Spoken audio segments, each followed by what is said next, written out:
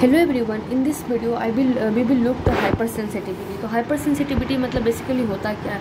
That means that एक्सगरेटेड या फिर inappropriate immune response. क्या होता है? एक्सगरेटेड या फिर इनअप्रोप्रिएट इम्यून रिस्पॉन्स होता है, ठीक है ना। और ये किसके अगेंस्ट होता है? That is against the antigen, इसको बोलते हैं एलर्जन, ठीक है। किसके अगेंस्ट होता है? एंटीजन के अगेंस्ट होता है, मतलब एलर्जन के अगेंस्ट होता है और इन ऑलरेडी सेंसिटाइज्ड होस्ट में, ठीक है।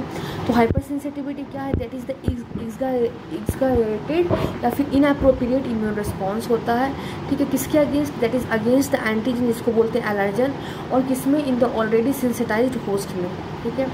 तो फिर से देख लेते हैं कि हाइपर सेंसिटिविटी क्या है। That is the exaggerated inappropriate immune response है किसके अगेंस्ट? Against the antigen, that is allergen, और इन ऑलरेडी सेंसिटाइज्ड होस्ट में, ठीक है। अब इसमें क्या है? टाइप 1 हाइपर सेंसिटिविटी है। टाइप 1 हाइपर सेंसिटिविटी की बात करेंगे तो ये क्या है? It is the immediate time, ठीक है ना। ये रिस्पॉन्स कितने में करता है? 30 मिनट में ही कर देता है, इसलिए इसको बोलते हैं इमीडिएट टाइप। और एंटीबॉडी मीडिएटेड होता है। तो क्या है? इमीडिएट टाइप है, रिस्पॉन्स 30 मिनट में ही आ जाता है। So it is antibody mediated, जिसको हम लोग बोलते हैं IgE मीडिएटेड।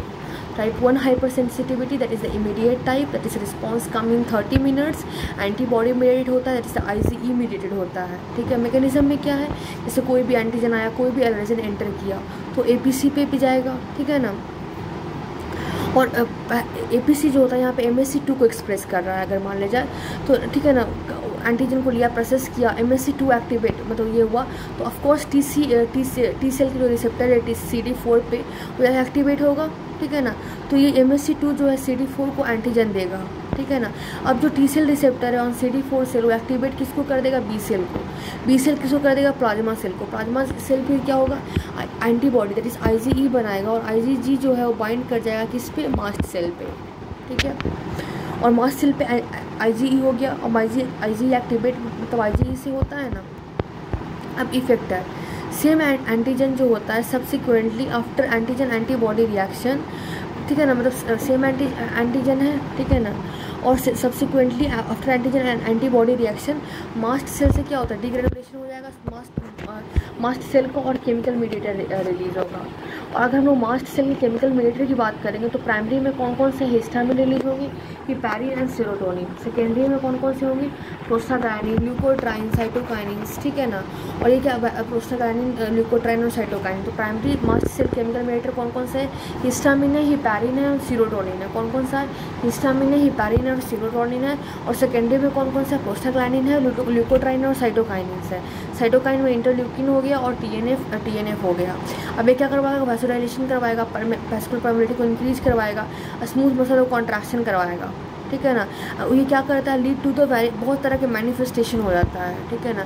अब manifestation of type 1 hyper sensitivity, इसमें एक लोकल होता है और एक सिस्टमिक मैनिफेस्टेशन होता है। तो लोकल को हम लोग क्या बोलते हैं? एटोपी, ठीक है। लोकल मैनिफेस्टेशन क्या बोलते हैं? एटोपी। जैसे नोज़ में क्या होता है? एलर्जिक राइनाइटिस करवाता है, स्किन में एलर्जिक डर्मेटाइटिस करवाता है, और लोअर रेस्पिरेटरी ट्रैक्ट में ब्रोंकियल अस्थमा करवाता है। तो नोज़ में क्या करता है? एलर्जिक राइनाइटिस करवाता है, स्किन में एलर्जिक डर्मेटाइटिस करवाता है, और लोअर रेस्पिरेटरी ट्रैक्ट में क्या करता है? ब्रोंकियल अस्थमा करवाता है। अगर हम लोग सिस्टमिक मैनिफेस्टेशन की बात करें तो ये क्या? एनाफाइलेक्सिस की तरह काम करता है, ठीक है ना। तो इसमें क्या होता है? वैसोडाइलेशन होता है और there is increase vascular permeability, और इससे क्या होता है? Hypotension, that will lead to shock. तो टाइप 1 हाइपर शॉक में हो जाता है, ठीक है ना।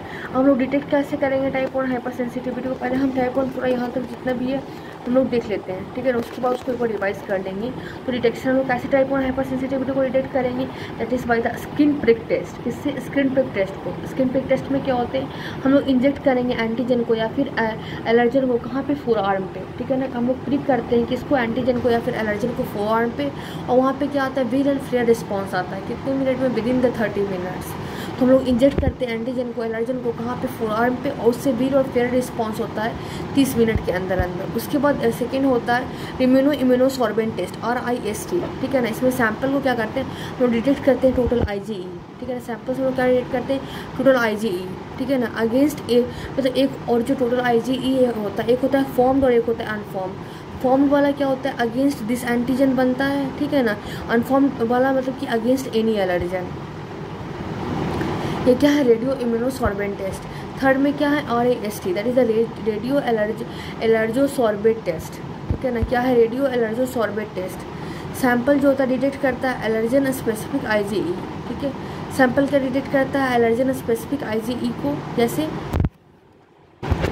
तो लास्ट में क्या है, रेडियो एलर्जी सॉर्बेंट टेस्ट। इसमें क्या होता है, सैंपल होता है डिटेक्ट करता है किसको, एलर्जन स्पेसिफिक IgE को। जो सैंपल होता है क्या डिटेक्ट करता है, एलर्जन स्पेसिफिक IgE को।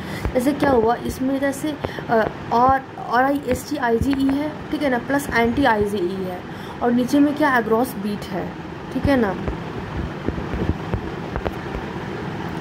इसको बाद में देखते हैं। पहले ट्रीटमेंट मतलब क्या, adrenaline that is the best drug, और कॉर्टिकोस्टेरॉइड भी देते हैं, और हम लोग एंटी हिस्टामिन भी देते हैं।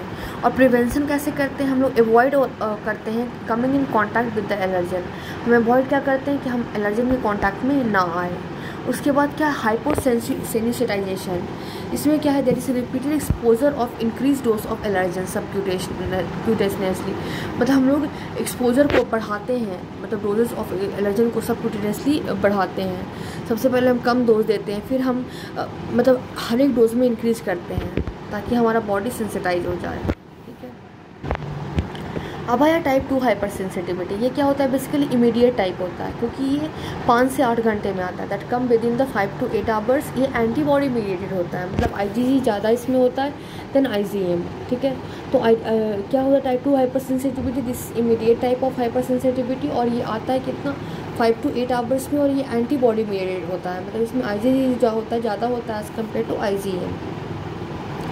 मैकेनिज्म का क्या होता है कि सेल के सरफेस एंटीजन होता है, ठीक है ना, सेल सरफेस एंटीजन होता है।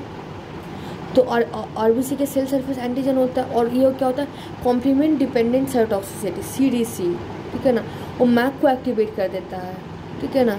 कॉम्प्लीमेंट आता है और बाइंड कर जाता है किसके साथ, एंटीजन के साथ, और सीरीज ऑफ कॉम्प्लीमेंट बनता है, उसके बाद मैक बनता है और सेल का लाइसिस हो जाता है। तो क्या है, कॉम्प्लीमेंट डिपेंडेंट साइटोटॉक्सिसिटी CDC, मतलब कॉम्प्लीमेंट आता है, बाइंड करता है एंटीजन के साथ, और सीरीज ऑफ कॉम्प्लीमेंट बनता है, और दैट इज़ उसको बोलते हैं मैक फॉर्म। उसके बाद सेल का लाइसिस हो जाता है। किसमें होता है, auto immune Hamitic anaemia, RH incompatibility, transfusion reaction. किसमें होता है, auto immune Hamitic anaemia, RH incompatibility और ट्रांसफ्यूजन रिएक्शन में, ठीक है। अब देखो, अगर कोई ट्यूमर और ट्रांसप्लांट है, ठीक है ना, और उस पर NK सेल वहाँ पे लाए, ठीक है ना, तो होस्ट सेल एंटर किया, ठीक है ना, उसके बाद एंटीबॉडी उसके अगेंस्ट मतलब बनेगा, against the surface antigen of tumour, ठीक है ना। और जो FC पार्ट है उससे NK सेल मतलब कि जाके वहाँ पे NK सेल बाइंड कर जाएगा FC पोर्शन ऑफ एंटीबॉडी से, और फिर NK सेल जो होता है रिलीज़ करता है परफॉरेंस को, ग्रेनेजाइंस को, ठीक है ना। और मतलब कि उसको फिर जाकर ट्यूमर जो या फिर ट्रांसप्लांट है उस पर आके अटैक करता है। और इसमें जो ADCC जो होता है, that is the antibody dependent cell cytotoxicity, ठीक है। तो जो एंटी ट्यूमर ट्रांसप्लांट है और जो एंटीबॉडी है उसके ऊपर NK सेल है, उसने क्या बनाया, ADCC, that is the antibody dependent cell cytotoxicity, और जो रिलीज़ करता है परफॉरेंस को, ग्रेनेजाइन को, ये परफोरेट करता है सेल मेम्ब्रेन ग्रैन्यूल्स को, और एंटर करता है और कॉज करता है सेल के लाइसिस को। इसके बाद है टाइप 3 हाइपर सेंसिटिविटी। ये इमीडिएट टाइप है, मतलब कि ये 5 से 8 घंटे में आता है, और ये इम्यून कॉम्प्लेक्स मीडिएटेड है, मतलब IgG, ठीक है ना, एंटीजन और एंटीबॉडी कंबाइन करता है। तो इसमें टाइप 3 हाइपर सेंसिटिविटी में क्या है, that is the immediate type. तो टाइप 3 हाइपर सेंसिटिविटी फिर से देखते हैं कि जैसे कोई भी एंटीजन है, ठीक है ना, वो बेसिकली क्या करता है, मतलब मैकेनिज्म ऑफ, मतलब कि ये तो हमने देख लिया कि टाइप 3 हाइपर सेंसिटिविटी जो होता है इमीडिएट टाइप होता है, मतलब विद इन 5 to 8 आवर, ठीक है ना, और ये इम्यून कम्प्लेक्स मीडिएटेड होता है, जैसे IgG, ठीक है। अब इसमें क्या होता है, एंटीजन है, ठीक है ना, वो कॉम्प्लीमेंट पे एंटीजन बाइंड करता है, जिसको बोलते हैं इम्यून कम्प्लेक्स, ठीक है। एंटीजन बाइंड करता है कॉम्प्लीमेंट पे, इसको बोलते हैं इम्यून कम्प्लेक्स, ठीक है ना। और कॉम्प्लीमेंट क्या करवाया था, लाइसिस करवाया था एंटीजन का, ठीक है ना। और कॉम्प्लीमेंट जो होता है नॉर्मली क्लीव कर रैपिडली, नॉर्मली क्लियर्ड, मतलब कि लाइसिस करके वो नॉर्मली क्लियर हो आता है रैपिडली। और इसमें कॉम्प्लीमेंट आता है और बाइंड करता है, और साइटोकाइनिन कम आता है, और मेम्ब्रेन अटैक कॉम्प्लेक्स बनता है, और दैट्स कॉज साइटोलाइसिस, ठीक है ना। तो कॉम्प्लीमेंट क्या करता है, आता है और बाइंड करता है, और साइटोकाइनिन आता है और मेम्ब्रेन अटैक कॉम्प्लेक्स बनाता है, एंड दैट्स कॉज साइटोलाइसिस। और कॉम्प्लीमेंट जो होता है एक्सेसिव इम्यून रिस्पॉन्स शो करता है, ठीक है ना। और एक्सेसिव इम्यून रिस्पॉन्स होकर के दैन टाइप 3 हाइपर सेंसिटिविटी, मतलब कॉम्प्लीमेंट जो होता है एक्सेस इम्यून कॉम्प्लेक्स बनाता है। Example is auto immune disorder, excess antigen बनाता है, एक्सेस एंटीबॉडी बनाता है। और डिपॉजिट कहाँ पे होता है? Locally and systemically in the various tissue. Deposit कहाँ पे होता है? Locally and systemically in various tissue. और that lead to excessive complement by product जैसे C3A, C5A, ठीक है ना। ये एनाफाइलोटॉक्सिन्स है जो कि लीड करता है तो एनाफाइलेक्टिन। और एनाफाइलोटॉक्सिन क्या है? मैक्रोफेजेस है, ठीक है ना। और रिलीज करता है एक्सेसिव लाइटिक एंजाइम्स को जो कि डैमेज करता है होस्ट सेल को, ठीक है। और ऑल्सो कीमो अट्रैक्टेंट्स को रिलीज करता है जो कि अट्रैक्ट करता है न्यूट्रोफिल को। अब now damage to host tissue manifestation क्या है? Local, that is erythrous reaction.